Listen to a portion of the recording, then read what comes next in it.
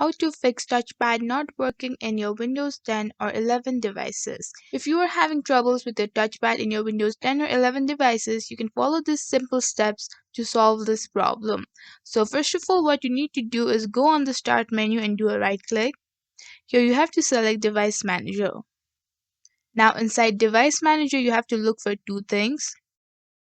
First of all is mice and other pointing devices. So you just have to expand it and then update the drivers one by one.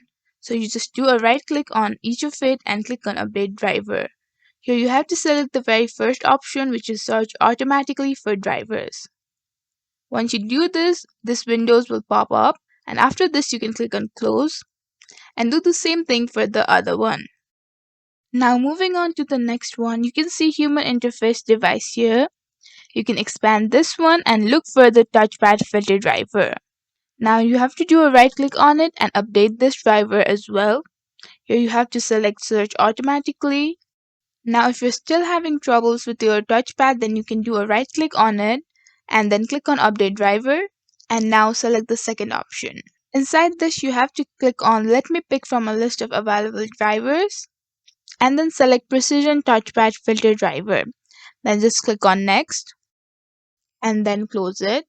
In case any of these are not working, you can go on touchpad filter driver and do a right click on it and then click on uninstall device.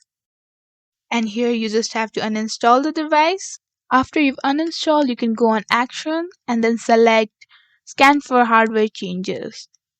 In this manner, the touchpad filter will be reinstalled into your device. So see if that works for you and then restart your computer. It is very important to restart your computer after this.